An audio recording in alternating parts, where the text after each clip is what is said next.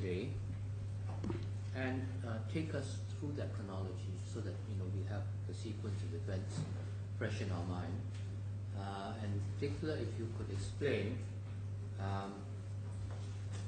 how the deal between Deyaar and Taaleem unwound, apparently, which isn't so clear in our minds as how it came to be formed.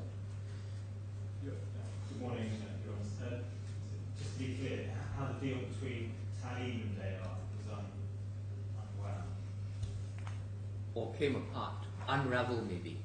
It might not have been unwound, but it unraveled. Yes, certainly, Your Honour. Can I? What I'm going to suggest is I'd like to crack on with the procedural chronology that Your Honour just mentioned. But isn't the substantive historical chronology more important? I don't want to sort of take you out of your planned sequence, but I'm just puzzled why you think it's so important for us to understand the procedural chronology when we are at this stage of making a decision on the substantive merits. Your Honour, I think that's the most appropriate time, and it might become more apparent when we get to the first judgment. And if we go through that, we'll see. Because the unwinding of the MDC, the Taaleem Deyaar, the whole deal really. Bits of it got completed and cannot be reopened. But this really turns on Deyaar's alternative case that was run at trial, which is the Deyaar's case at trial was very simple. We'll see this when we get to the submissions filed by Deyaar and how his case was presented. But its first point was there was no agreement, and there was no agreement with Taaleem, and there was no agreement with MBC. That was its first point. And then its second point was if there was an agreement, it should be set aside because it was procured and caused by various common directors of MBC. But that's all ancient history now, not just history, ancient. Your Honour, I quite agree. So I'm just wondering why it is important for us to understand that, unless it goes to the due process issue. I'm sorry, Your Honour, I thought you wanted to be taken through that. I want to take through the procedural chronology. I think. Why don't you take us through the procedural chronology, then I will give some indication of whether we think that that's helpful to us as you go along. Certainly. Maybe you could skip some parts of it and focus on. I mean, when you get to the judgment, yes, really, we would appreciate your taking us through the judgment as you see it and the significance of the judgments. Yes. And if you think it's necessary for us to understand the judgments correctly, to see what were the arguments that were before Sir David Steele, that's fine. Yes. Well, if we go to let's start. We do want you to come back to the chronology. The factual chronology. Yeah, factual chronology. Albeit you will not be author of it, but you can comment on it. Yeah, we can comment on it. So let's start at the start. You want to take out bundle C1.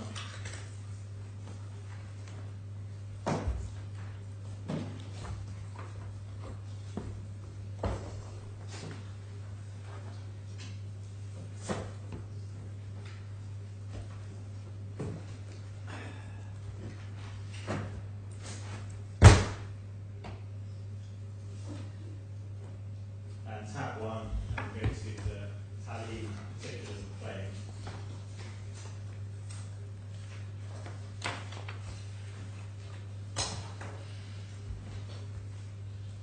And then if we go to, so starting at page 329, Taaleem sets out parties and background to the claim.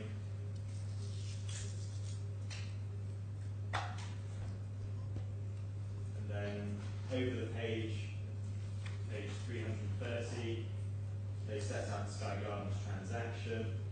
And then as we read through, we have so on page 330 you have references to the various payments. Paragraph 9, you have reference to MBC funding, two payments.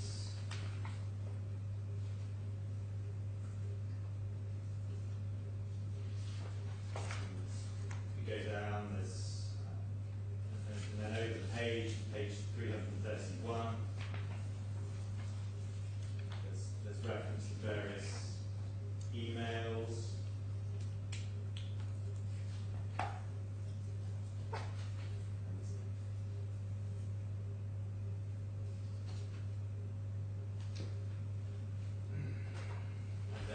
So paragraph 19 on page 331, there's reference to an email from NBC to Capital Report, who's at Taaleem. He's talking about the deal structure. So at the very bottom of the page, because they are on scene now, so they're talking about the total gross consideration. And then over the page on page 332, top there, got paragraph 3. This will enable Taaleem to realise a net premium of 70 million after deducting finance costs payable to NBC for instalments paid on behalf until the 31st of August, as per a Muhairi financing arrangement. Again, that's fairly loose. I think it's important to note there that the words Muhairi financing arrangement were used, and then paragraph 4, then Deyaar will also be liable for a financing cost of instalments. I'm not sure we went to this precise email, but we went to this very similar email setting out the deal structure yesterday. And then if we could go to paragraph 28, which is on page 333.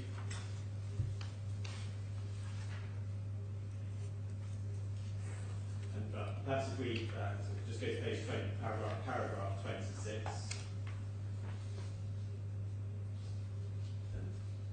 And there we see on the 4th of December 2008, they are paid 2 checks, one for 27 million dirhams, one for 45. And that's the payments of 72 million that's on the 4th of December.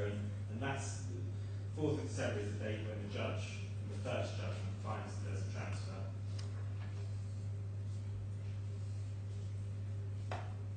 And then paragraph 28,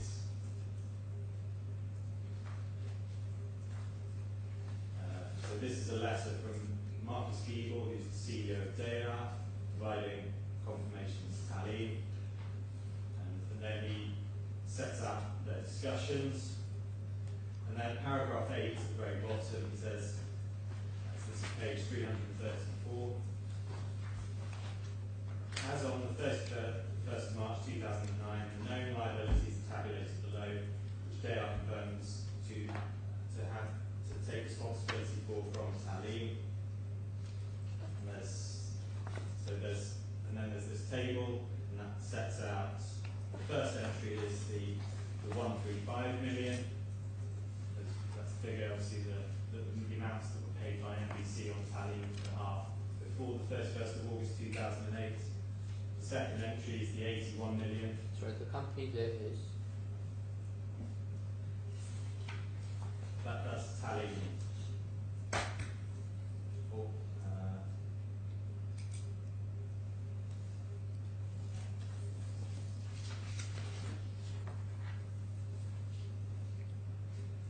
It's either, so it's not Taaleem. I think it's the way the deal was structured was Taaleem and the other 2 parties to the tripartite agreement had an equitable interest. They had an equitable interest, but the actual property was owned by Amlac Sky Gardens, which was an SPV, just set up to hold the legal title, and then beneficial interest was owned by the 3 parties to the tripartite agreement.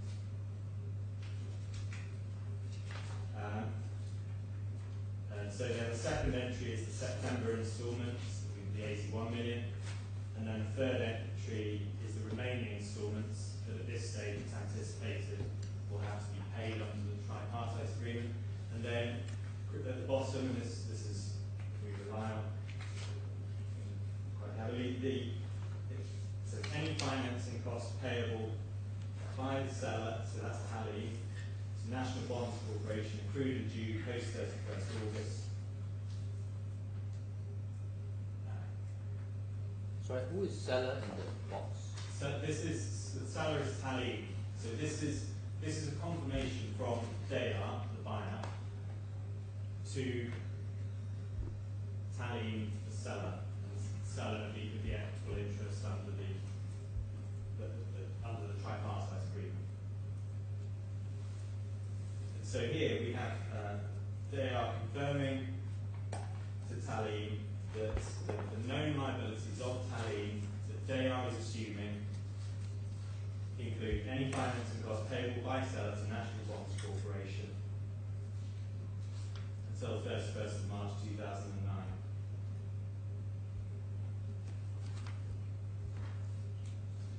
And we say that that's Taaleem's effectively pleading there that this was our liability and it was taken over by Deyaar. Sorry, that is paragraph. So we now on to this is paragraph 28. It's the table page paragraph 335.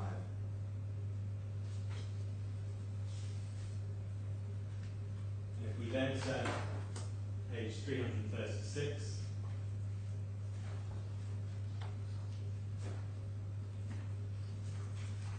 We then see that the section demand by NBC, and paragraph 32 it says, on the 5th of April, NBC demanded payment of a sum of 236 million dirham, claim it arises under a Wakala agreement. And that was one of the documents I handed up yesterday. It's at the back of button B2. It's the demand letter to Taaleem that we looked at. And then we look at the claims for relief. It starts at the bottom of paragraph 35, goes over the page to page 337. And they're claiming a declaration that Taaleem is not indebted to NBC in the sum of 236 million dirhams or at all under a Wakala agreement. And then B, for Taaleem and Deyaar concluded a transaction with NBC whereby the 33% interest in the property at Sky Gardens was transferred, along with associated financing obligations. And then paragraph C, by virtue of an innovation agreement agreed with NBC and Deyaar, as from 31st August 2008, Taaleem no longer has any interest in property located in the PIFC, nor is it liable for any finance provided by NBC such interest. So here we have this is the parameters of Taaleem's claim. They're claiming innovation. They're saying we were liable for various things, including repaying NBC, including the financing costs, so that the profit was payable. But that's been novated to Deyaar.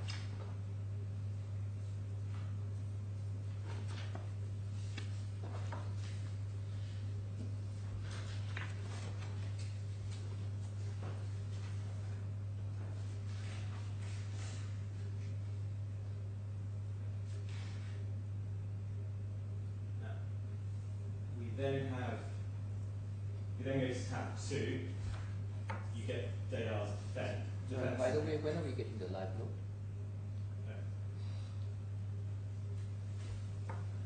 It's just you left. Alright, Is it working? Yeah. Yes. Yes, testing. It's amazing. It's fine. Thank you. We then go to tab 2 and page.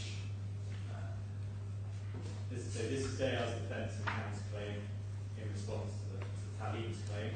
And if we go to page 340.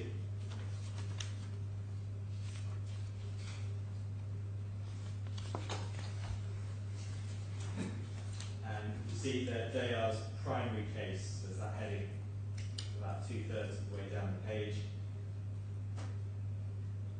The transaction did not reach completion and the rights and liabilities of the parties are governed by a memorandum of understanding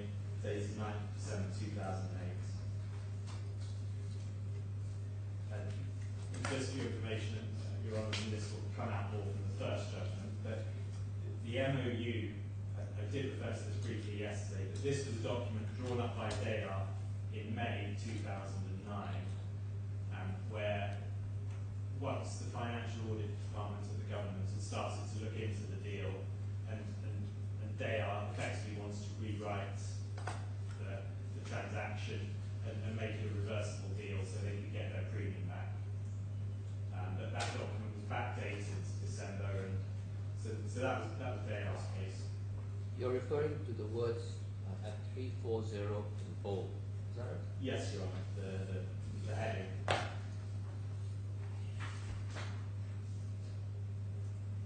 And in the first judgment, the judge rejects the argument that those were the terms of the agreement.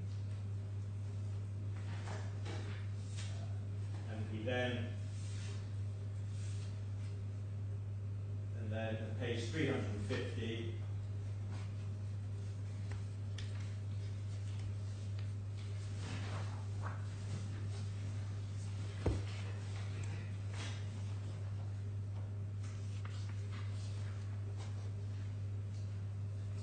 we can just go to page 344.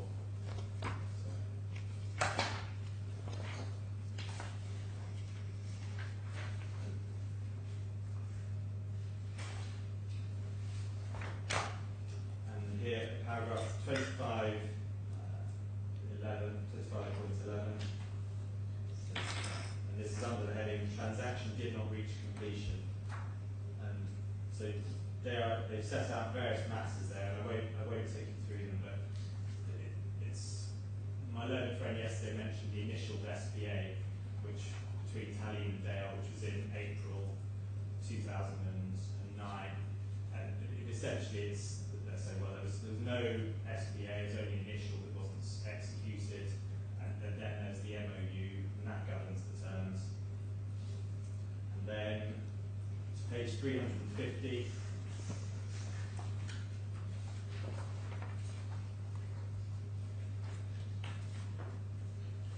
There you see at the bottom in the bold heading, Deyaar's further an alternative case.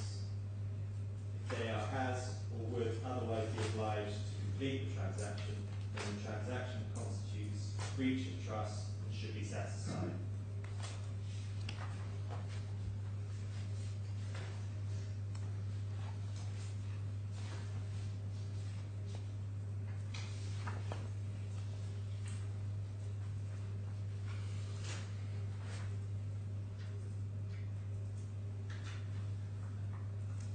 So if I could just take you back to page 344 briefly. And you'll see there, that's paragraph 25.11.5.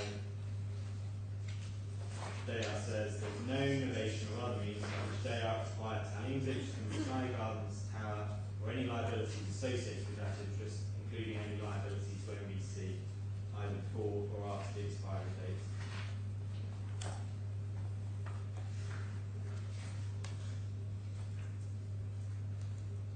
So that's where we are at that stage, and then Deyaar's they're basically claiming back all the monies they paid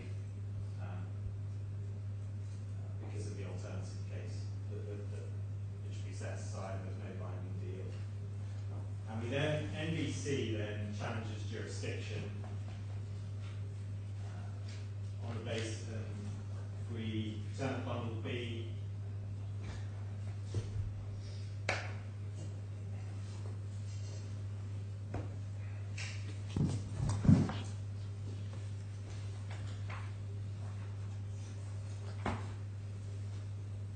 Want us to keep this file open, C1? Yes, we will. Yes, after we've. Yes, let's keep on the C1 open for the time being.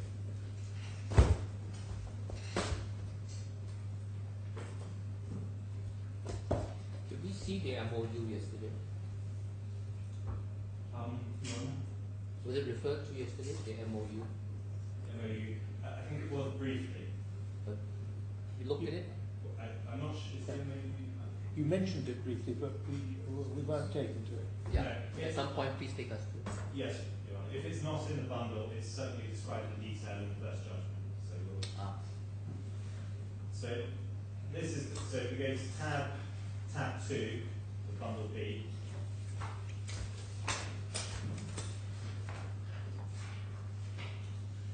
This is the Court of Appeal judgment. So NBC has challenged jurisdiction on the basis that the reference to the courts of Dubai in the Murabaha Agreement, in clause 14 of the Murabaha Agreement, and you can see the clause at page 237. Go that tab.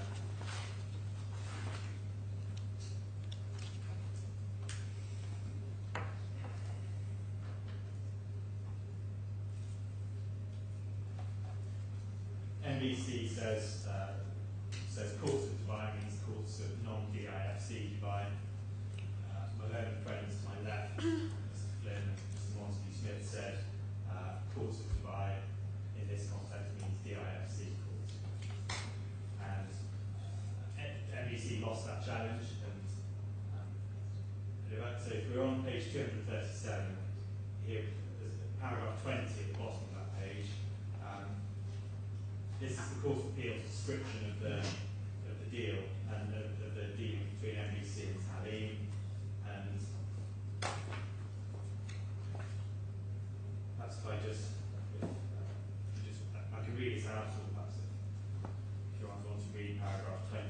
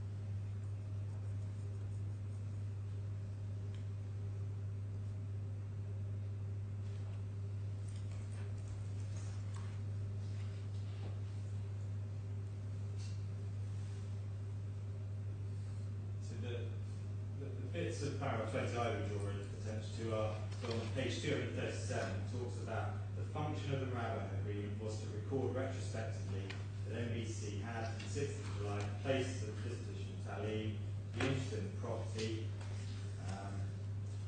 and NBC controlled as advanced to Taaleem showing instalments payable. And then over on page 238, second and third line. But to employ for this purpose the cosmetic device and sale and purchase of the property agreement, under which the amount of interest which would otherwise have been payable to NBC in respect of its loan to Taaleem could be described as profit on the sale and purchase. So, and that's the Court of Appeal describing the Murabaha as a cosmetic device and effectively interest payable, but then the deal is recorded retrospectively in the Murabaha, which then turns the interest into profit under the Murabaha. So this is what this is how the Court of Appeal describes the Murabaha. And so at this stage, my learned friend yesterday was suggesting that. Does something turn on the characterization of the agreement? I don't want to go down this road about whether cosmetic was an appropriate adjective to use. No, unless it is directly relevant to our. No, but Your Honour, what I'm saying is, and Deyaar was at this hearing, and my learned friend yesterday, he's seeking to say that all these Sharia points that we could have taken, they only really became clear once we saw in November 2014 that the mainstay of NBC's case was the promise to purchase. And it only became clear to us once we got the Morales document that what sort of Sharia points might be available to us. And my submission, Your Honours, is that that's nonsense. My learned friend's main complaint with our claim is that effectively we're claiming riba, so that's interest. He says that in his, he put that in his reply submissions to the judge after the November hearing. So it's quite clear at this stage what NBC's claim is effectively, and if they wanted to take a Sharia law point or the Sharia standards point at that stage, they really should have raised it at that stage. We would say, or at any rate, it was clear they could have raised it. Well, it should have been on their radar then. So when we then get to their defence to NBC's claim, they really should have said something then. So I take your honours to that just to rebut this point made by my learned friend that the points he wants to make on the Sharia standards arise out of the way we're suddenly putting our case now.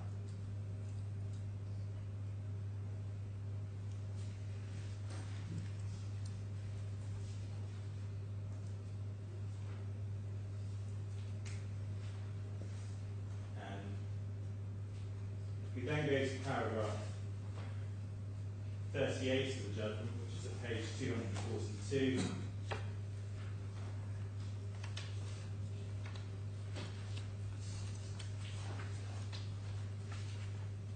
Here we have the Court of Appeal's discussion of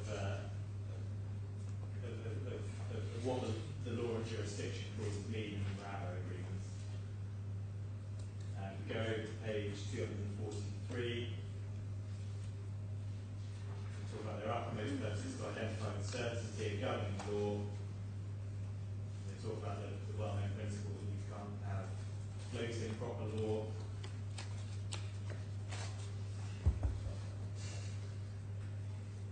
And then we go over to page 245.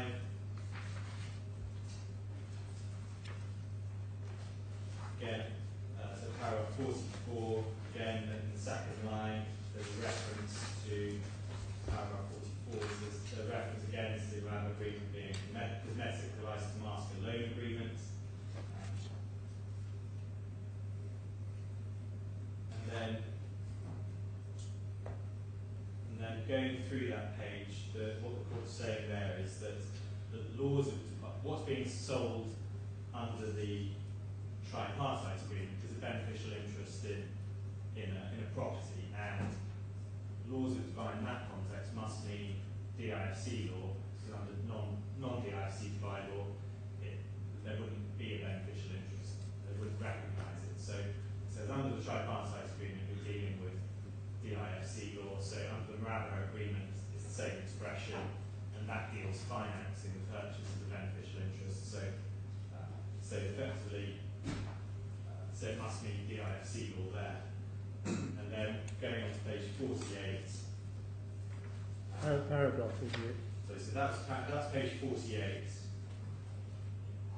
And Sorry, do you mean 248? sorry, do you mean paragraph 48, page 200, page 245.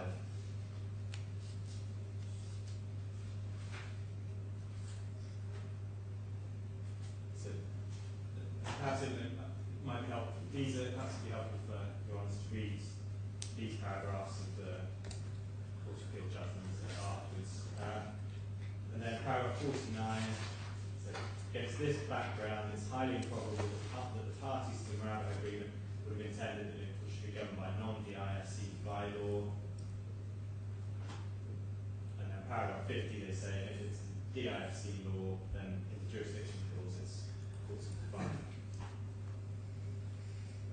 But so the court's saying there that this is paragraph 48, that the putative proper law of the alleged innovation agreements is DIFC law. And no one at this stage is contending that Sharia law or UAE law, we contended that UAE law is relevant, but it's decided against us. The court says it's the IFC law that governs all this. But there's no suggestion from anyone from Deyaar that actually it might be UAE law, or it might be Sharia law, or Sharia standards might be relevant. And we'll come on to this later when we deal with the Sharia, but my learned friend is trying to address the Sharia law argument up as it's still the IFC law. I'm just incorporating some terms and conditions, and my submission will be that in effect he is trying to incorporate Sharia law into an agreement that's been held to be governed by the IFC law. But we can come on to that later. So that's the Court of Appeal judgments. And if we then, so they dismiss MBC's jurisdictional challenge. So if we can then go to under C1, tab 6.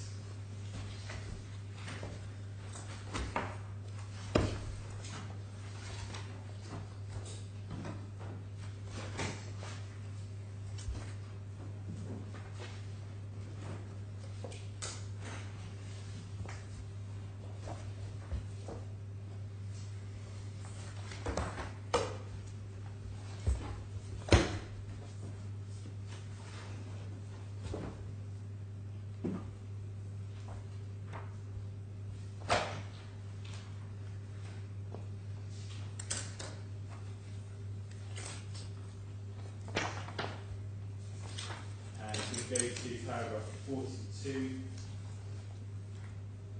which is at page 433 of the bundle.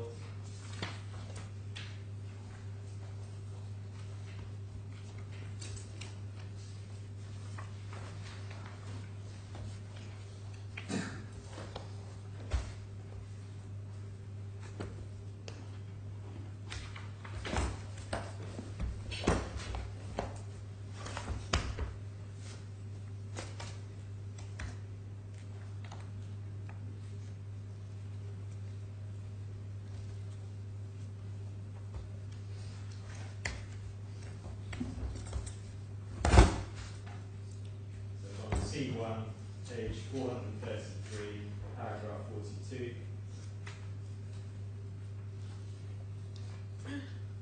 And here we see, this is the table I've just taken, Your Honours, to Taaleem's particular claim. So paragraph, we reverse that at 42, and then paragraph 43 and 44, MBC is saying, here is an admission by Taaleem that it's liable for the ongoing financing costs. But it's saying that Deyaar's taken them over. It's saying it was liable, and they've been taken over by Deyaar by means of innovation.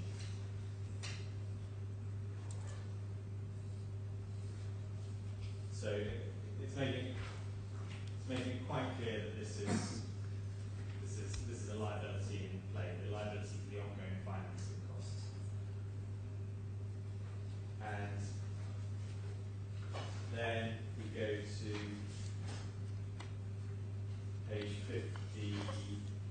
page 436.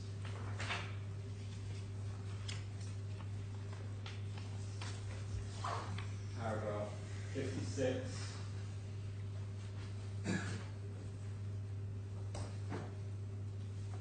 And this is a reference to a paragraph of Deyaar's defence and counterclaim that is referring to the payment of 50 million by Deyaar in April 2009, and we looked at that payment yesterday.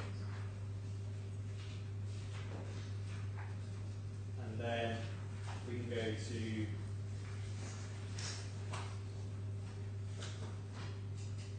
page 448.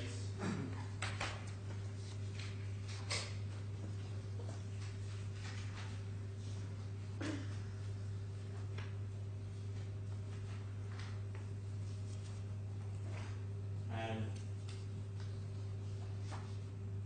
paragraph 99, Taaleem has has acknowledged that repayments and payments have fallen due by the payment of an element of Rabbi profit in the sum of 1.492 million. Yet Taaleem has failed to make payments of 2 consecutive instalments, and accordingly NBC is entitled to 2% of the total sums due under that agreement.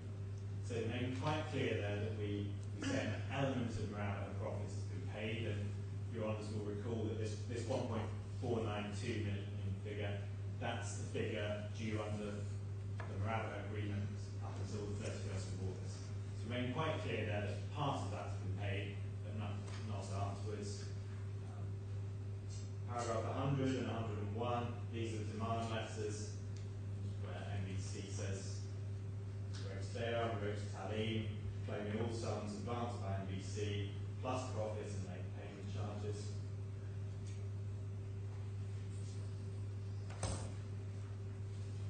Paragraph 102, sailors aforesaid, no further payment has been received by NBC, whether pursuant to the Morava sale agreement or to the demand contained in the 5th of April letter.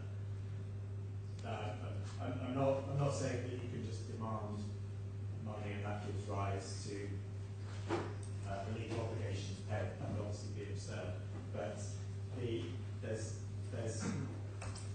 an indication there that it's being claimed not just under the Morava sale agreement, but outside the scope of their debts. Then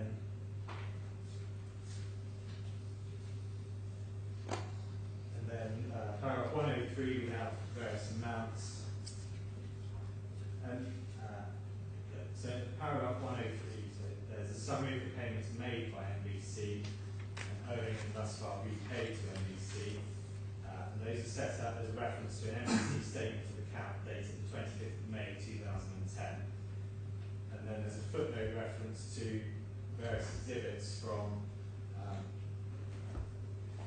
the late Stephen Douglas York, who pleaded Taaleem's claim and was previously representing them. And the documents there, effectively their calculations, and they set out profit claim. I don't think we need to go to them, they are in the bundle.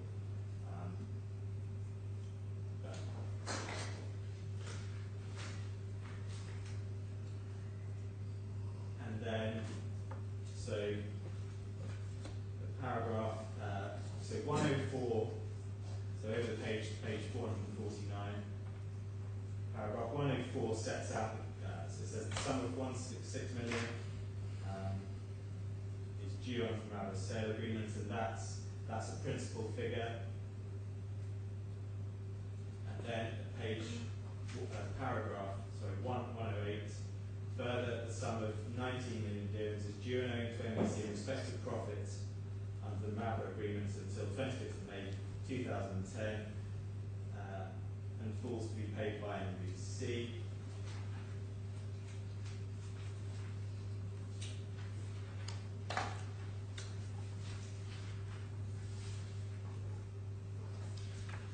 And then over the page 450. At 109, you have paragraph 109, you have the late payment charges.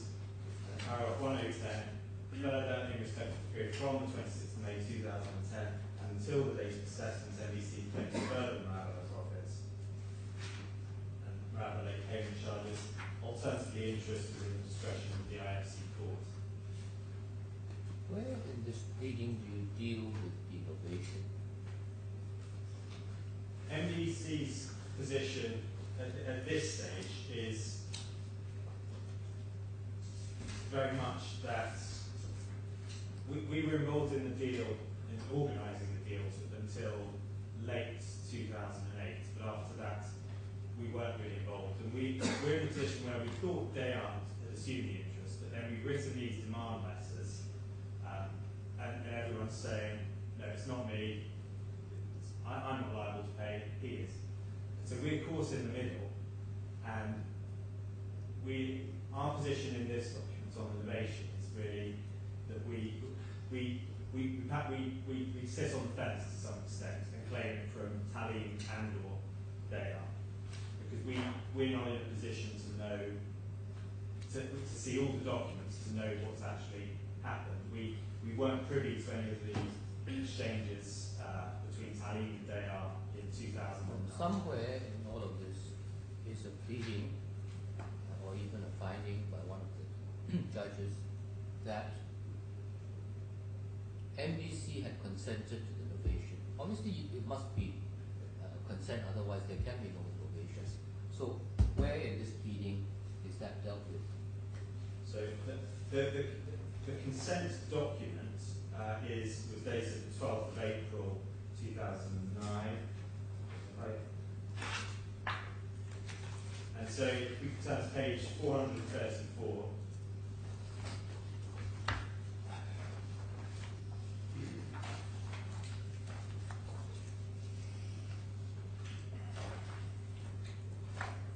Paragraph 48.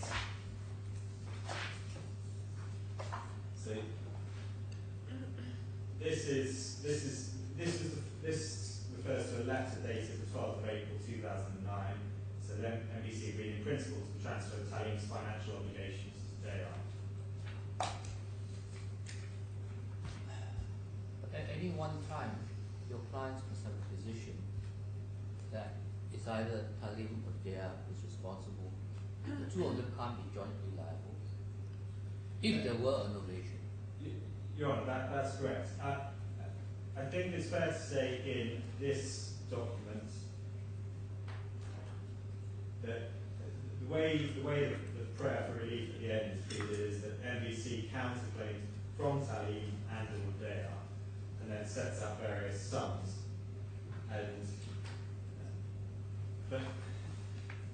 Sorry, but I'm only asking you at this moment. This is the only place in the pleading that deals with the consent of MBC to the transfer of obligations.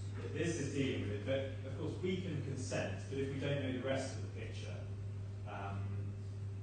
No, there is a bundle of contractual obligations from Taaleem, and your clients say that they have consented to the transfer of Taaleem's financial obligations. I don't know whether that's defined, but the impression given is that whatever Taaleem's obligations to MBC were, they were transferred to Deyaar with MBC's consent. Hence the novation. Yes. What we're saying though is we have agreed in principle to the novation. So we're talking about novation, as we've seen, that's Taaleem's. And the whole point about novation, as opposed to assignment, is that on a novation, the original obligor drops out and is substituted by an alternative obligor. Yes, Your Honour, and this is the point that comes up later in November, in that hearing. But so NBC's position here is we say we give consent to the transfer, and so from our perspective, yes, we did consent and we were fine with that, but we don't know the rest of the picture. And so you see here from paragraph 48, it says it's clear from both Taaleem's claim, Deyaar's defence and counterclaim that there's now a dispute between Taaleem and Deyaar as to whether there was any effective and binding transfer. And NBC just wasn't in a position. We hadn't had disclosure at this stage. One example of this is that the MOU, the Memorandum of Understanding, that's a Deyaar document. NBC only saw that document on disclosure in these proceedings. And so we're there faced with Deyaar's counterclaim, which is saying, oh, it's all governed by the MOU. We've never seen that document. We asked for it, we made a request for it. We weren't given it until disclosure. So we just weren't in a position to come off the fence at that stage. I think it's fair to say we were leaning towards saying there had been a completed deal, but at this stage we didn't state a primary position. I think it is. Well, it was one or the other, and there was no skin off your nose as to which it was. Exactly, Your Honour. And this reflected in the judge's comments on day one of the trial in 2013, when he said NBC is a bit of a, he said we're a reverse interpleader. Because we're here, we want our money from someone, we don't really mind who. at trial, our case was very much, our primary case was Deyaar's liable, and if they're not liable, Taaleem is. But that's why he described it that way, so that's quite a very apt description.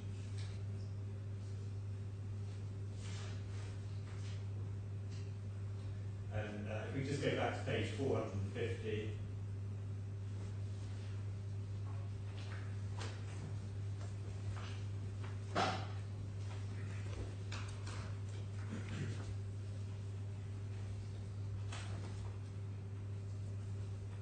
so we've been to paragraph 110, and then paragraph 111 we're referring to demands made there on Taaleem.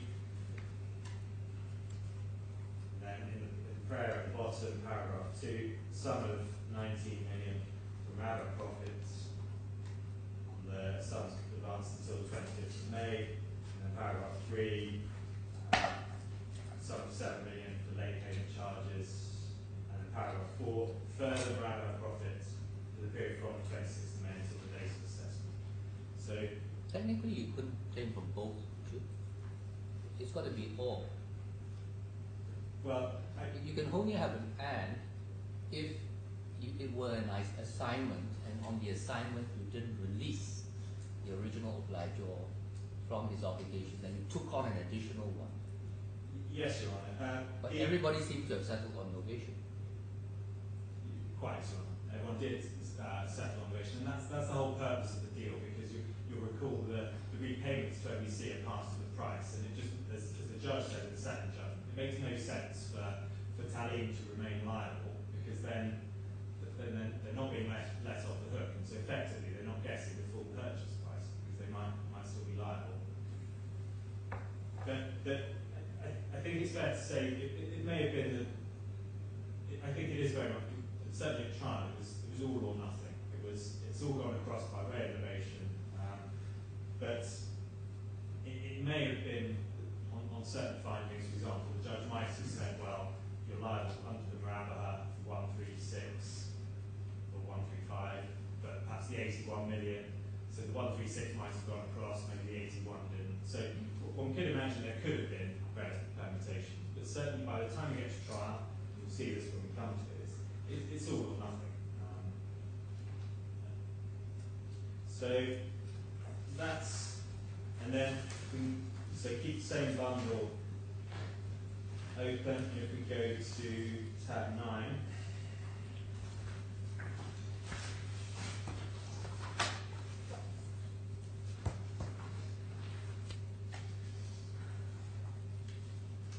And this is page 484. This is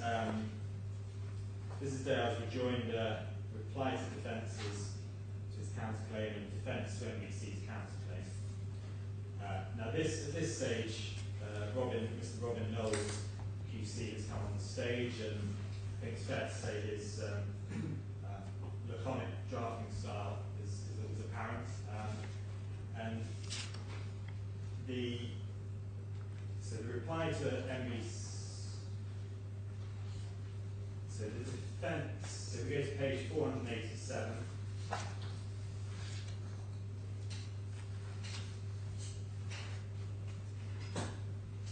And this is the defence to MBC's counterclaim.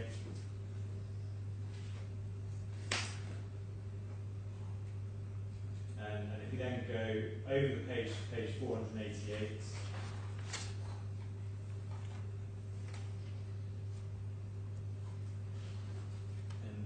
Paragraph 23,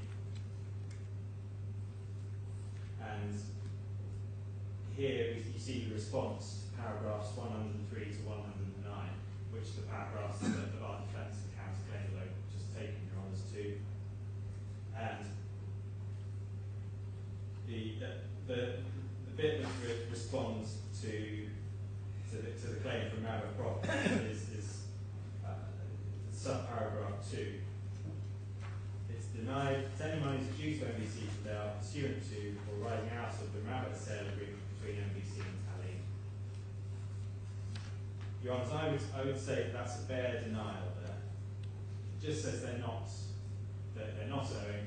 There's no explanation given.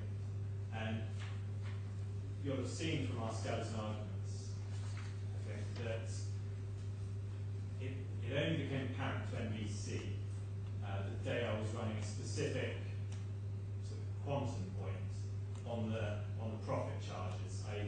a separate its case for everything, as it was, and we saw that earlier, was just there was no agreement, so we're not liable for anything. And so we say that what Deyaar could have and should have said was, well, in respect of Murabba profit, even if we're liable to repay the principal of 135 million or 216 million, we're not liable to pay any Murabba profit because the Murabba profit is limited under the agreement with Taaleem to 1.492 million, and that's already been paid. So there's just a bare denial here, and we say that wasn't really enough. And as we'll see, it only became clear later on in the proceedings that Taaleem was taking the Deyaar was taking a specific point on the profit. So where do you think that should have gone in? At paragraph 23, listen 2, it should have said there should have been a specific pleading there in respect of profit. I don't think the greater includes the lesser. Well, there's a denial of it. I don't dispute that, but it all depends on what basis. If it's just on the basis that none of this was agreed to, i.e. Deyaar's primary case, and this was the case, that was the case run by Mr. Knowles' trial. It was just there's no agreement for any of this. No distinction was made between principal, profit, late payment charges. We'll see that as we go on. Do you say that because the one element of profit is specified in the Murabba agreement, and there was no contest over that, but it must have been obvious that your claim to additional profit was a claim that rested on an agreement that was beyond the Murabba agreement? Because if you take just that agreement, then it deals only with the element of profit that's accepted. Yes, right, I do say that. It must have been obvious we weren't claiming under the documents and that it related to something else. And there were elements of the conduct set out, the 50 million, the payments of the 50 million was set out, the figures, as my learned friend accepts what we claimed this additional profit, but it's quite clear that when you're claiming a figure of 19 million up to 2010 and then further until the date of assessment, your claim is not limited to what's payable under the Murabba agreement. So it's quite clear that more was being claimed and that it must have been on some other basis. And so my learned friend yesterday was saying, well, they've just pleaded the figure, and he says that's not fair notice. We'll come on as we go on, particularly on to our recent submissions, to see that fair notice was given and that no objection was taken. But to do that, you have to go back to the original counterclaim. Your counterclaim. Well, yes, and when we look at the authorities, and I think there was the extract from the McPhillips case in our supplementary skeleton. No, it's not the authorities; it's the actual pleading. Yes, you are tracking. You have to track the actual history of the pleading when the issue of the late payment charge surfaced on your side. Yeah, yes, Your Honor, but just what the McPhillips case was, the Saints case sets out the parameters of the case, and we say we set out the parameters. We're claiming Murabba profits on an ongoing basis. That's obvious. And we also say it's obvious it can't have been just under the Murabba sale agreement, which was only provided for 1.492 million. And so that sets out the parameter.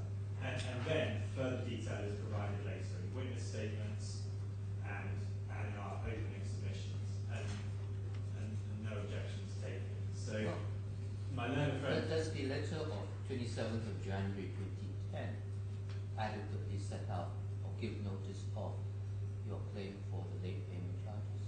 Well, again, it makes it clear we're claiming saw it yesterday, it contained a breakdown of the costs. So again, it makes it perfectly clear we're claiming profit that cannot be... And the dates, the dates to which the late payment charges have been calculated are in that letter.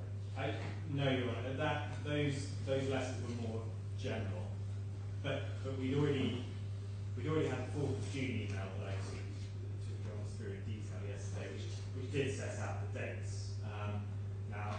Now that was not pleaded, but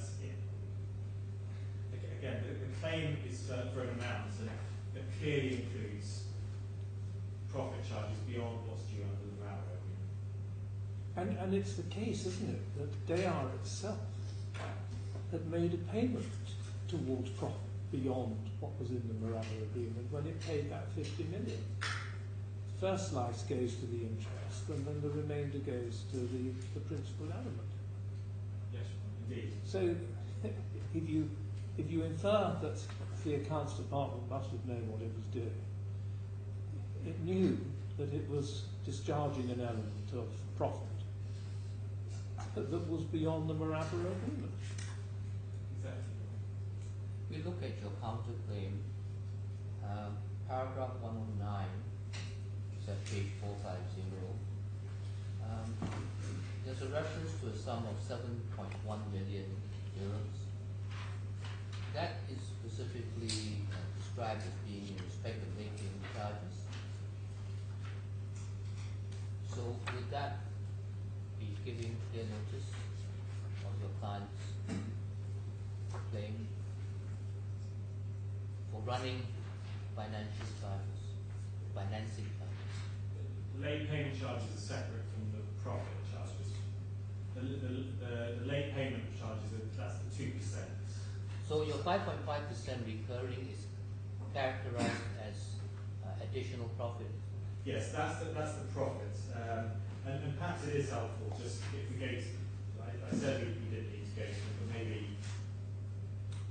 But whatever defense they now raise against additional profit on a recurring basis and late payment charges are covered by the same defense, isn't it?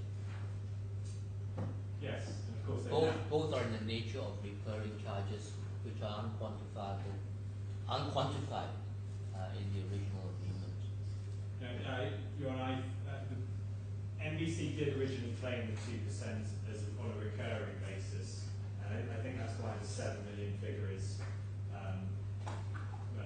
that's the principal outstanding is approximately 160 or 170 million at this stage. And so 2% of that would only be, I don't think it would be 7. It wouldn't be 7. It would be 7 million. So if you go back to paragraph 108, you've got 19.5 million claimed in respect of profit until 25th May 2010. Therefore, it must have contained a recurring element calculated from September 2008 onwards, right? Yes, certainly you want to be the and plus profit. paragraph 110 Yes. from 26 May 2010 until date of assessment, claims further Murbaha profit and Murbaha late payment charges. Yes, Ron. Okay, so It's clearly an ongoing thing. no, I mean it's clearly set out in your counterclaim. Yeah, yes.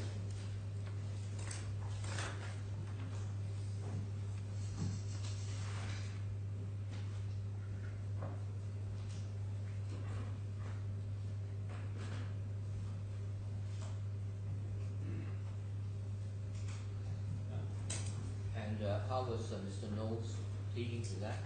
So that was the document, that's tab 9, bundle C1, page 488.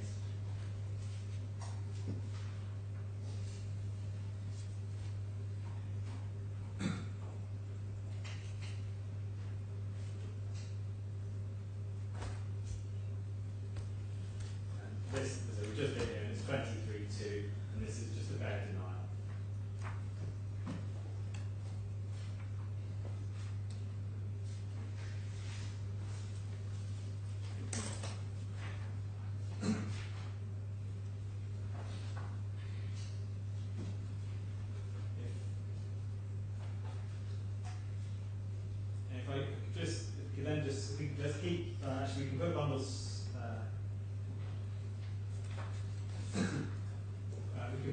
C1 away, and if we just go quickly, if we want to take the one document you have in bundle B,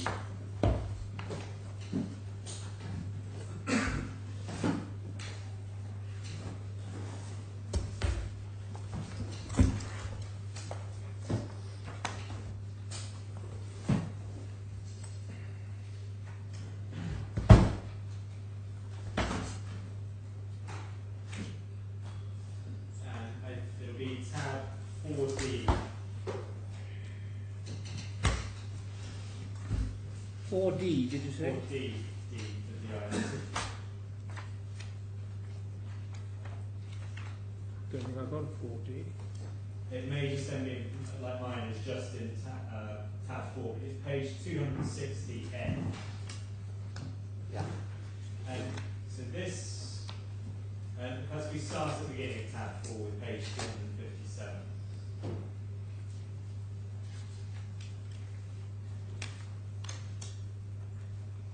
And so this is the case management order of Justice Sir John Chadwick from January 2013.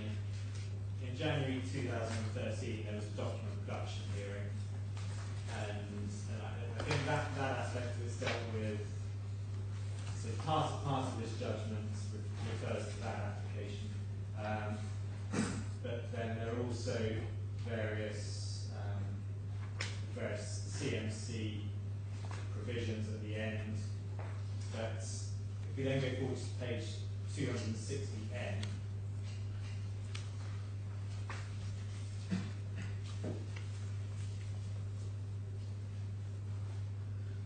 and this is a list of issues drawn up for that hearing,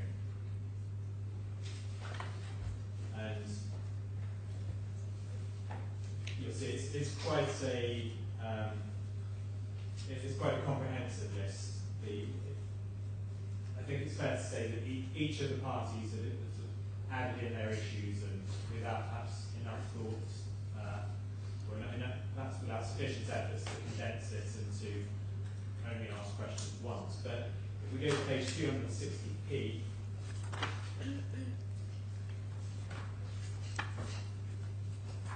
What was the date of the trial? it started in October. The first trial. Yeah, October 2013. The end of October 2013, and it ran over a 2-week period and finished in November. So issue 29, on page 260p, the issue goes, is national bonds entitled to 20 naira profit from Taaleem and or Deyaar? If so, how much?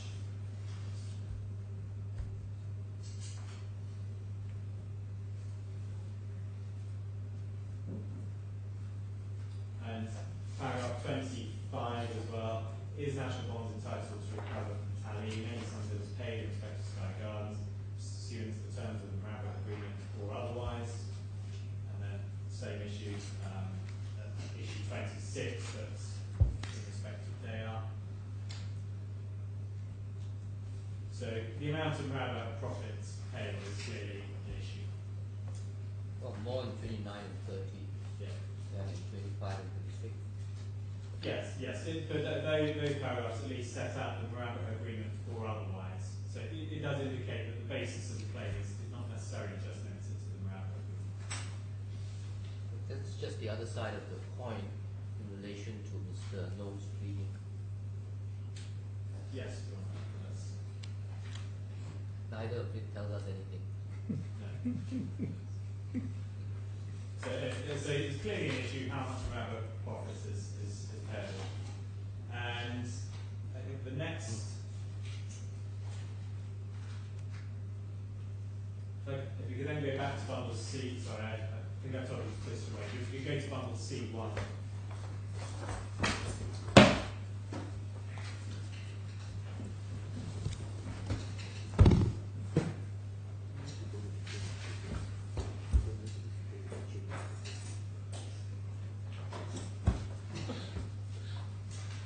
if you go to tab 13,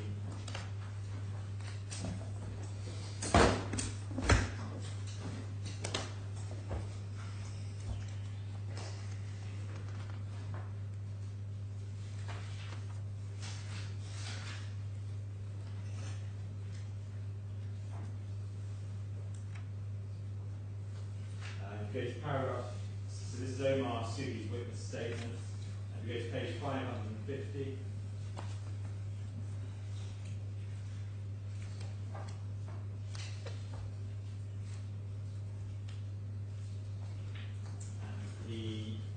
Here Omar Sudi, he's talking about providing Taaleem with the funds, and he mentions the concern that Taaleem wouldn't be able to pay, but they said that they thought the units would be sold on quickly for profit. The proceeds of those sales would then be used to pay NBC for both the amount paid on Taaleem's behalf and the associated profit costs of such financing. Which paragraph was that? So that's paragraph 62, page 550. It's the penultimate sentence. I think 548.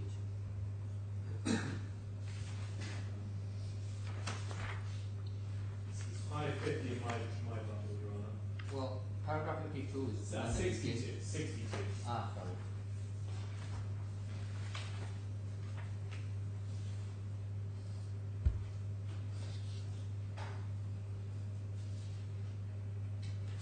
And then over page 551,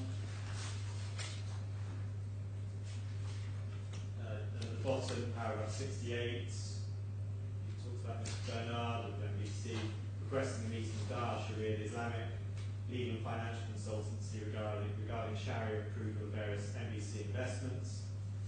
Over page to paragraph 69, we use Deyaar Sharia to ensure that our investments are Sharia compliant.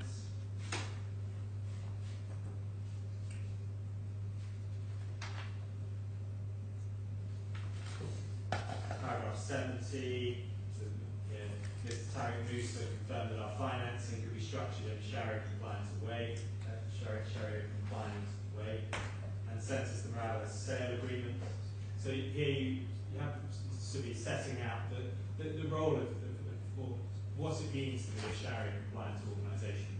That the Sharia consultancy provide, they help to structure the deal in a certain way and provide the documentation so that it can be recorded properly.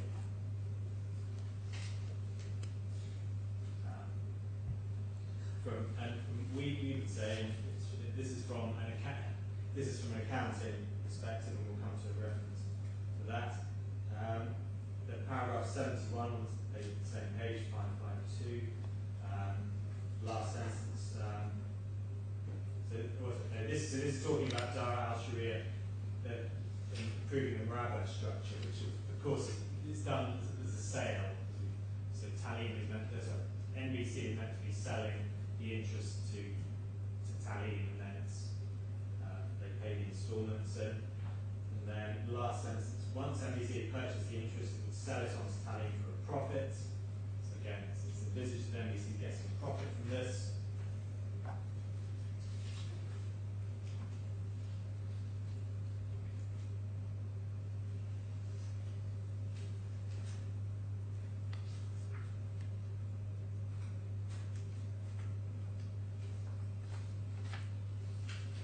Paragraph, we go to page 556.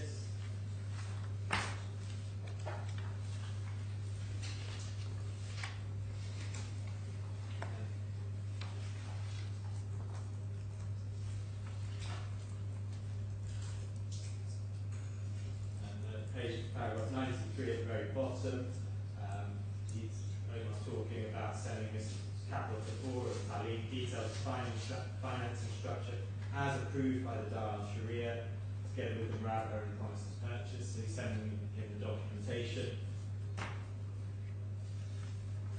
Then over page 557, I think we looked at some of these paragraphs yesterday. And so again, this is the dealing here with Taaleem only agreeing to sign the Murabba up to the 31st of August. But of course, we looked at the emails where Taaleem say the Wakala charges continue to date. Paragraph 95, Sudi says he was asked by Booty al-Jumeiri to prepare calculations for internal use which set out the profit due.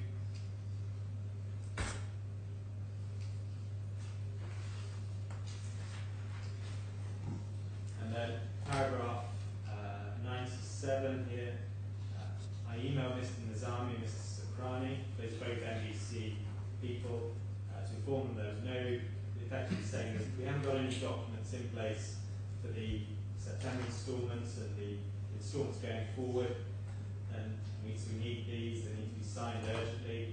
This has been raised as an issue by the central bank auditors. So again, we see this here, this idea that just having the documentation in place is important from an auditing and accounting perspective. But it's independent really from the deal. The dealings are going on, and so they've just got to be recorded.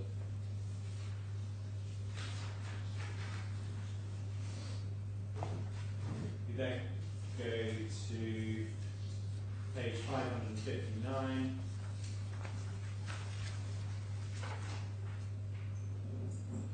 And at the bottom, paragraph 108. We went to this paragraph yesterday, and this is talking about the meeting between NBC and Deyaar, where they're discussing the financing, and here he says that Christian Murphy and Deyaar agreed to enter into the 3 Bravo agreements. Over the page to 109, paragraph 109, page 560. Here's the email where he sends the draft agreements.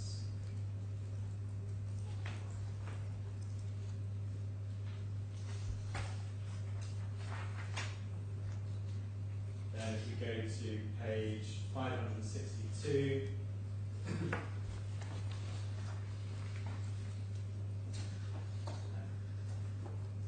paragraph 120, there's another meeting between Omar and Christian Murphy, NBC Deyaar.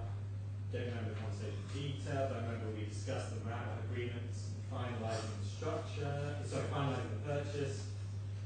Then page 564.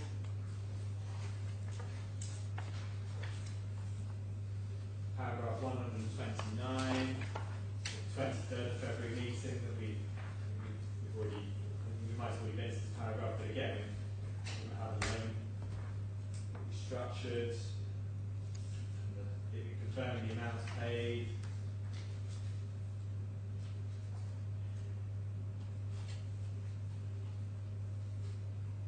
And then paragraph 133 at the bottom, page 564.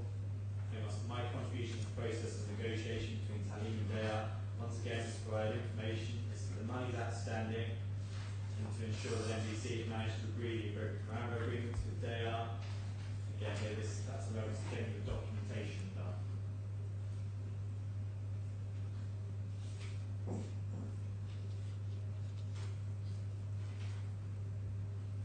Then over to page 566.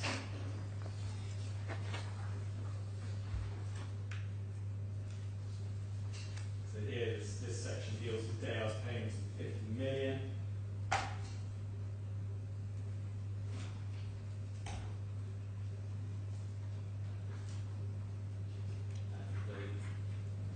So if we go to paragraph 142, deals with the payments and that internal Deyaar email we saw from Christian Murphy to the accounts department saying here, pay 50 million, this amounts in partial repayments of the funding provided by NBC to Taaleem. Paragraph 143. We went to this email yesterday. This is Omar sending the draft Marabou agreements there on the 4th of May. That reflects the 50 million payments. And then paragraph 144 on page 567.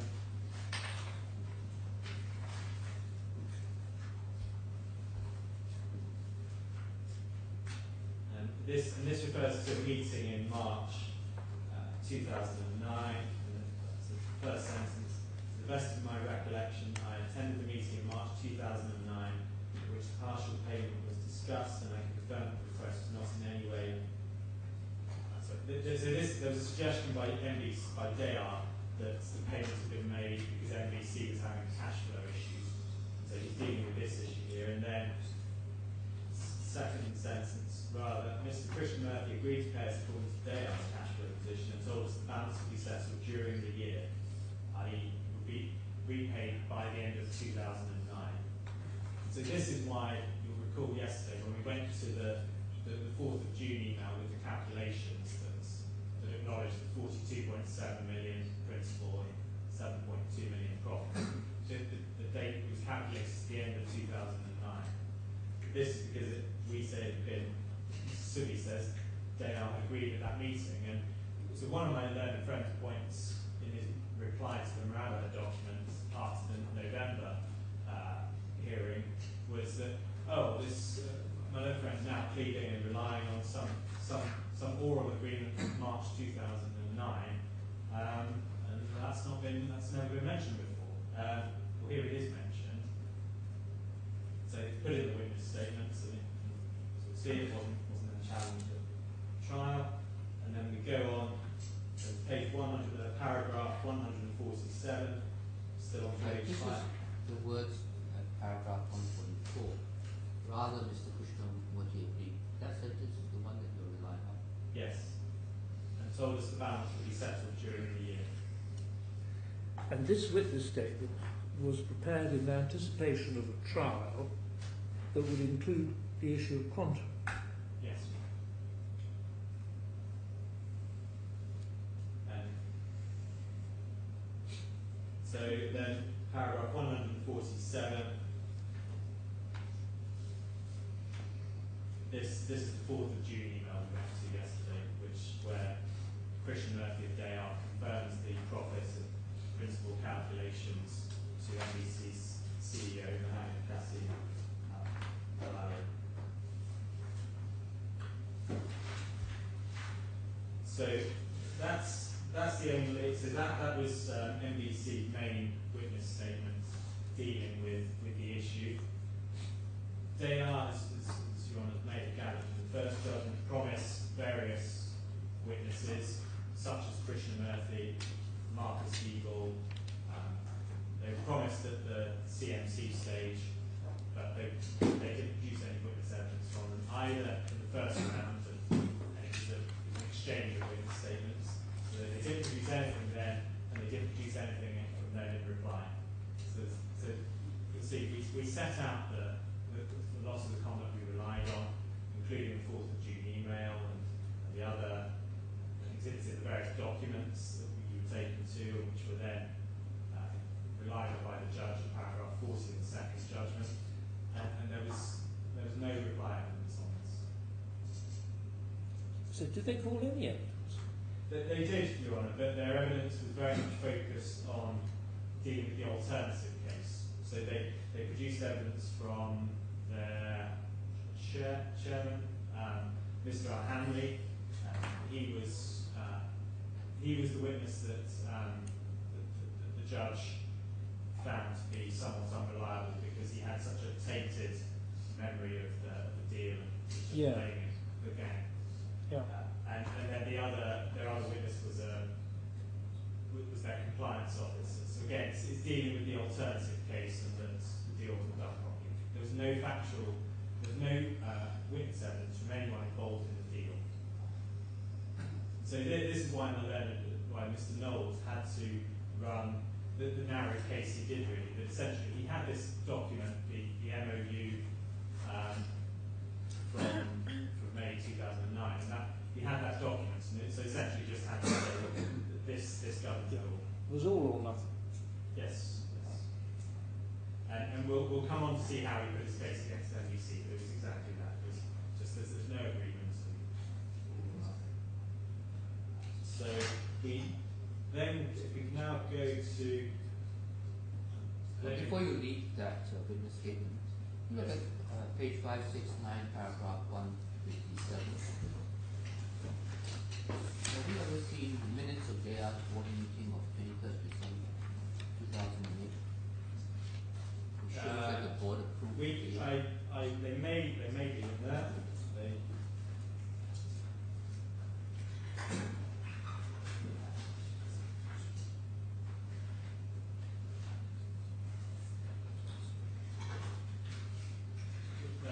I think they are in front of somewhere. We can come to them perhaps when we go through the judgments. I think they'll be referred to there. But Mr. Tuck was just finding a reference.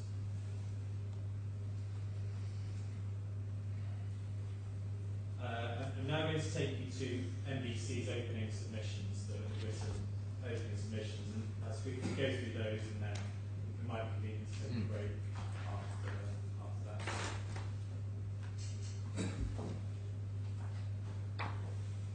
So this is bundle C2.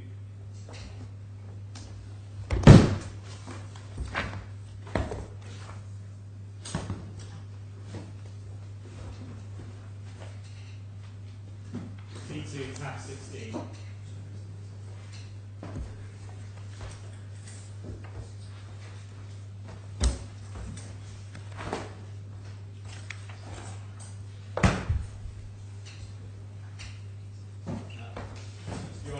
Your Honours, this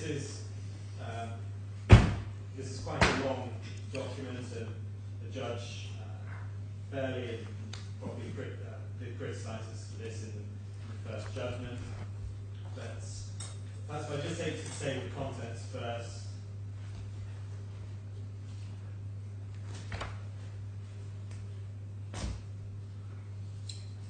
So if we go over the page to page 661.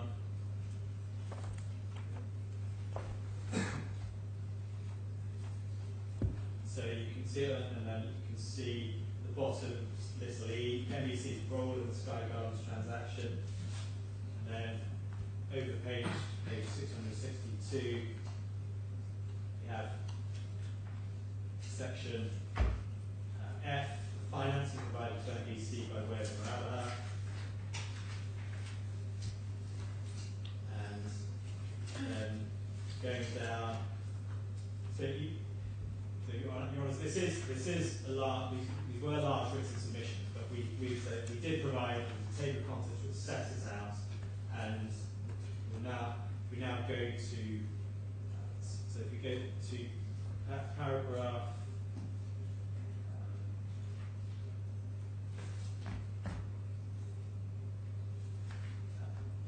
96, which is at page 696, this tab.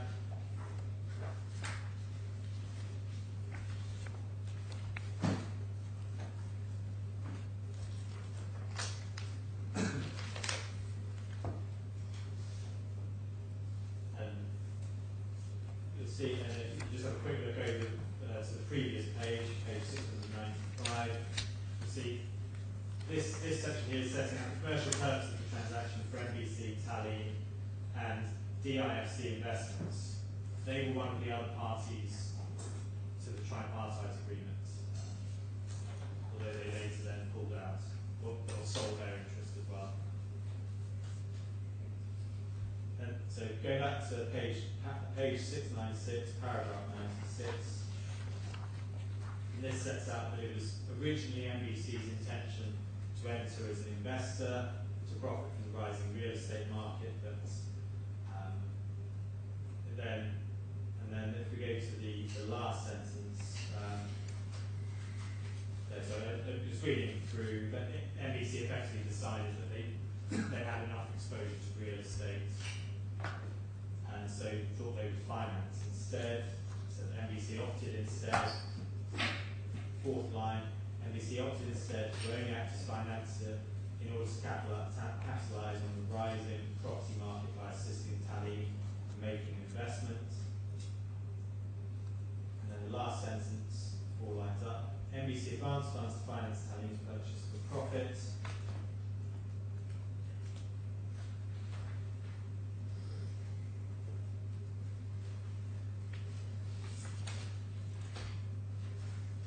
We then go to page 700.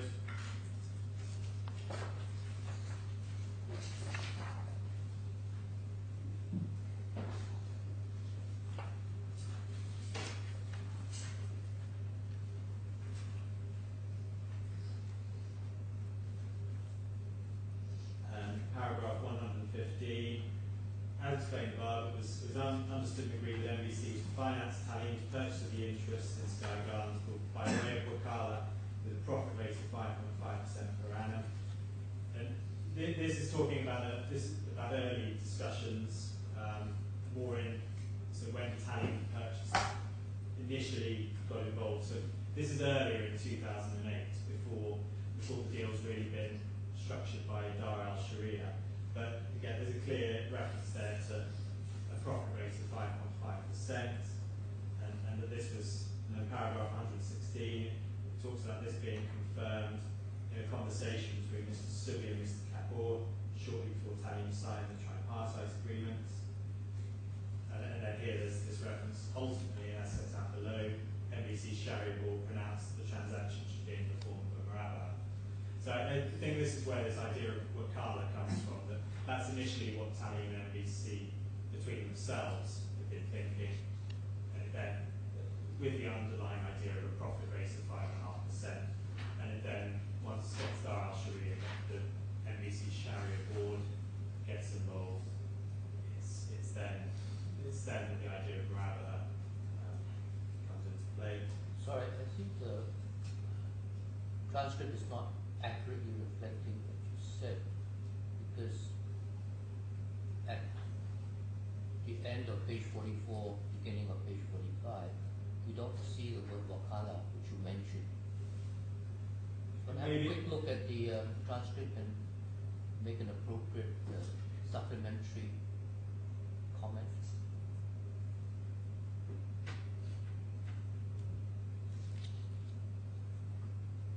I think so.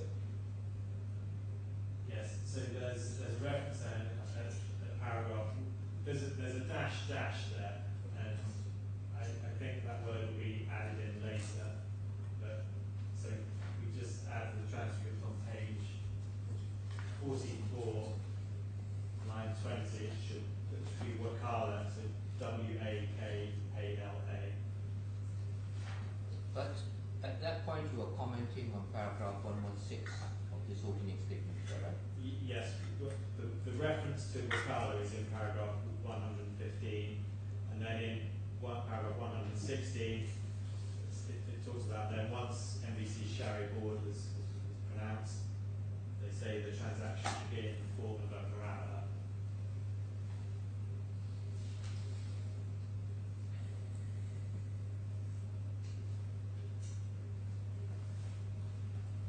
Then was the wakala profit supposed to be 5.5%, or was it ever 6%?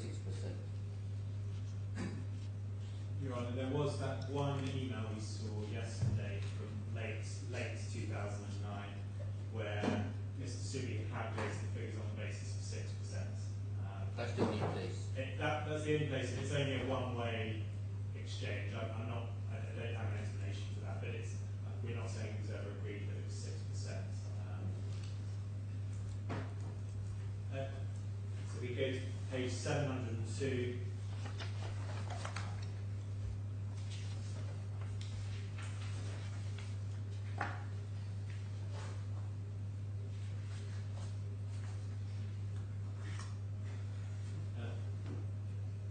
So here, paragraph 124 and 125. Here we have Mr. Subi saying he sent Capital Kapoor of Taaleem the draft murabba and promised to purchase, and describe the transaction set out there. And then 125, the murabba was signed during October, and Mr. Subi agrees with Mr. Kapoor about the approximate date of that.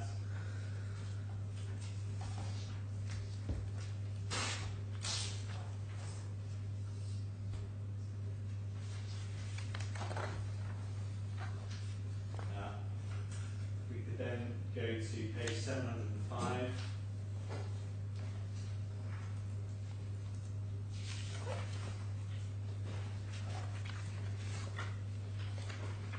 So we go to page 704 first.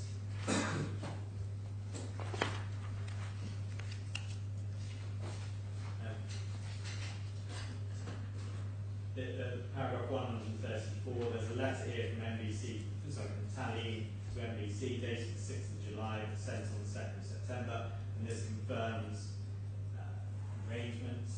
So it's talking about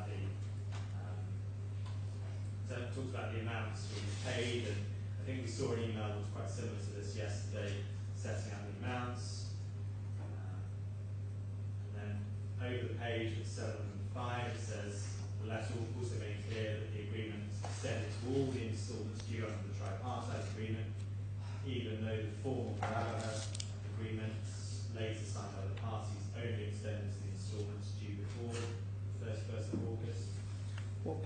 was that? That was paragraph 136, Thank you. page 705.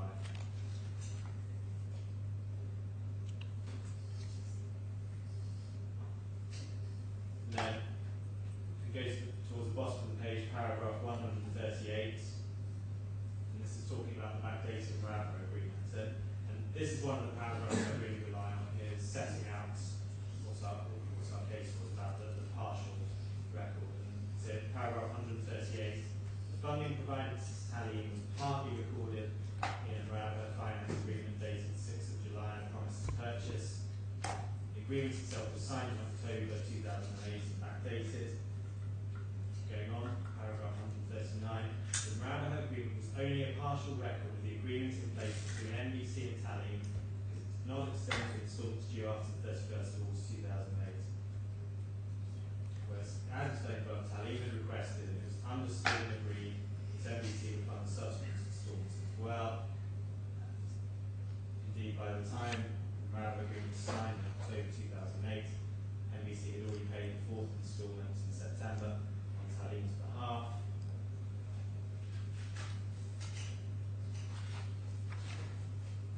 Over the page, page 707.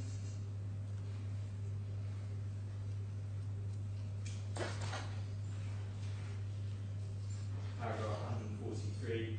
On the 26th of May 2009, Taaleem paid NBC the 1.4 million due as RABA profits on financing. When Deyaar, and then paragraph 144, here we have the points about the 50 million payments. When Deyaar made a repayment of 50 million, that amount was made up of 42.7 million in principal, 7.2 million in RABA profits to the end of 2009.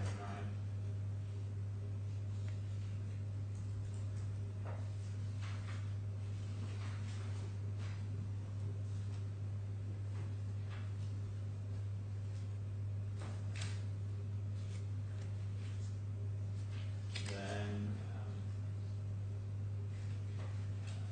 go to page 712.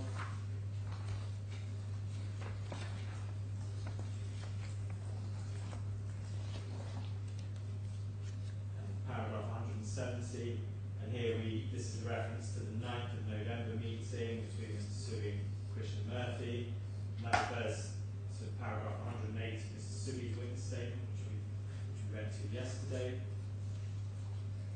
And then go to page 724.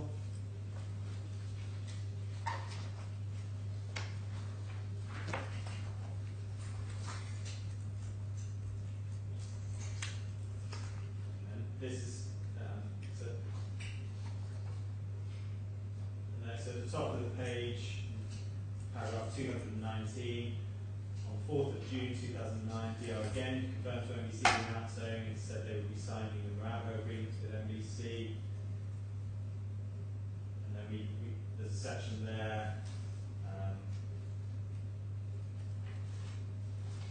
Deyaar's continued performance of the deal. Paragraph 222, and this is the payment of 50 million on the 9th of April, and makes the point again that it's 42.7 million in principal, 7.2 million in profits.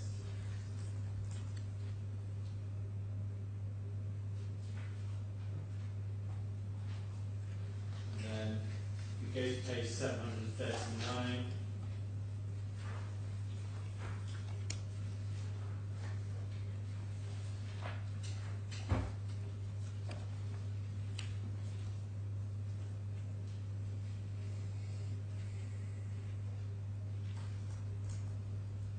Legal submissions here. So here we're really setting up the case. And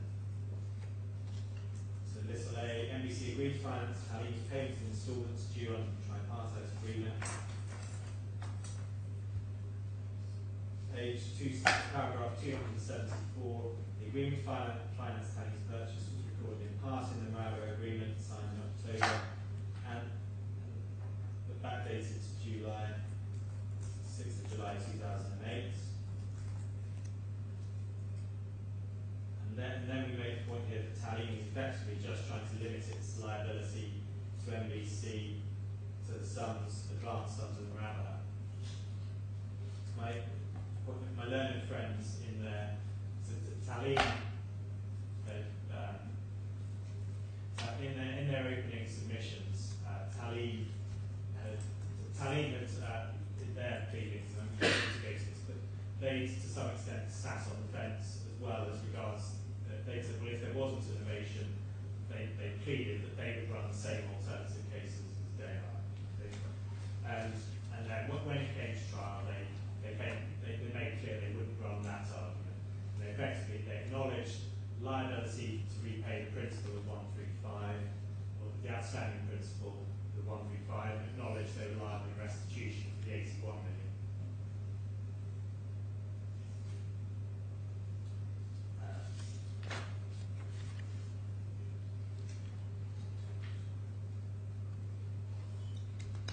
So paragraph 274, I think I've just been to, again, we make it partly recorded in the Muhairi point, and then page 278, so over page 740. And this is a reference to the Kapil Kapoor, to the Taaleem email of the 29th of September, referring to the September instalments, and then here we have the quote that I took you to yesterday about post 31st of August, the 81 million instalment has been paid, and Wakala charges continue to date. And then paragraph 279, it is MBC's case that it agreed to finance Taaleem's acquisition of the interest in Sky Gardens by means of providing finance so it could pay all the instalments due under the tripartite agreement. Insofar as that agreement relates to the instalments due before the end of August, that agreement was subsequently recorded in writing in the Muhairi agreement, but the agreement was not limited to those instalments. So that's a key paragraph that I rely on that. Does that give me a moment? We haven't quite finished. What is the tripartite agreement was signed on the 7th of July 2008. Yes, John, I think that's. And that's signed by NBC, Taaleem, and Deyaar. No. The tripartite agreement is that's between the three parties that are sharing the beneficial interest in the Sky Gardens units. So it's DIFC Investments, Taaleem, and AMAC. Can you satisfy my curiosity on a point that may not be at all relevant? Under the Muhairi agreement, NBC is purporting to sell the interest. How is their interest acquired to sell to Taaleem? The fact is, NBC never actually became owner of that interest. No. Initially, and we've just seen a bit of a hint at this, initially NBC was going to buy the units itself. And so some of those initial installments were paid by NBC on its own accounts, so thinking that it would become the owner of the interest. Yes. But then, when it then decided not to become buyer, it sort of transferred those effectively to have been made on Taaleem's accounts. And so the Court of Appeal in the jurisdiction judgment we went to earlier, they do make a reference to this, that NBC didn't become the actual owner, but perhaps arranged for what was going to become its interest too. But the reality is it was a fiction. No one was deceived by any of that. No one was deceived. And was that a fiction driven by the need for Muhairi? Yes. It's all about just having the documentation in place and structuring it in a way so that you have the documentation, so that then for auditing and accounting purposes, you have the documentation to satisfy potentially things like the Sharia standards, which of course are auditing and accounting standards. This is the whole purpose of structuring the deal. But it's the documentation is on the one hand, and it's in many ways, as we've seen, it takes a while to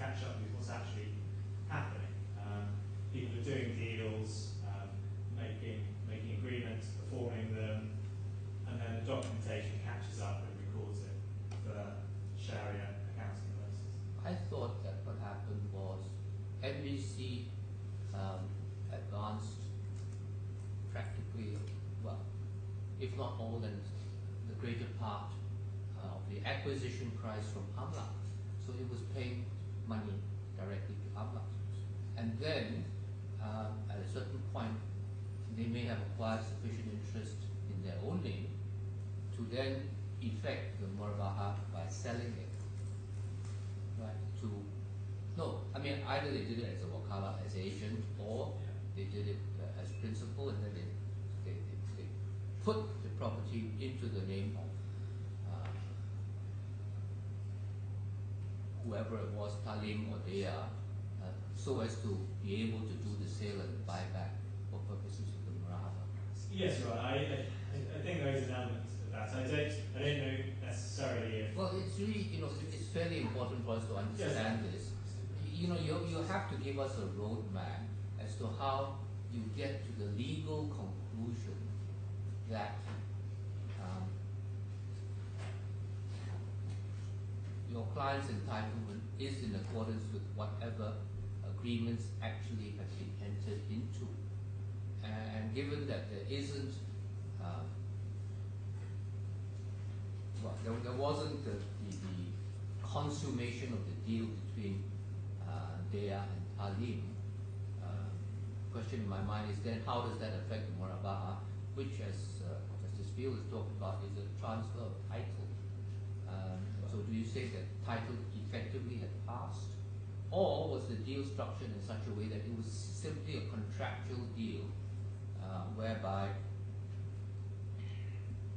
MBC says to, let's take Deyaar because that's the company we have to deal with in this appeal. It says to Deyaar, we're going to advance all of this money because you asked us to. And the understanding is that we will have this murahaba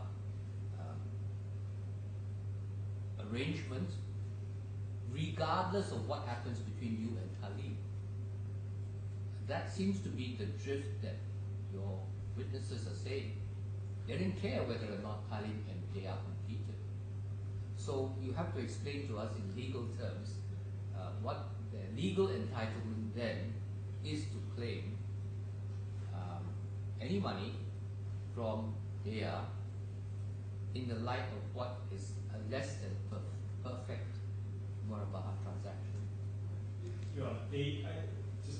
And you don't have to answer that now. No, but I think have a it's cup helpful of tea or to something. just give you, I think it's helpful for me to deal with this now, because there were various points there. So, and I think, again, it's helpful to bear in mind this distinction between doing the deal and there being a contract or an agreement.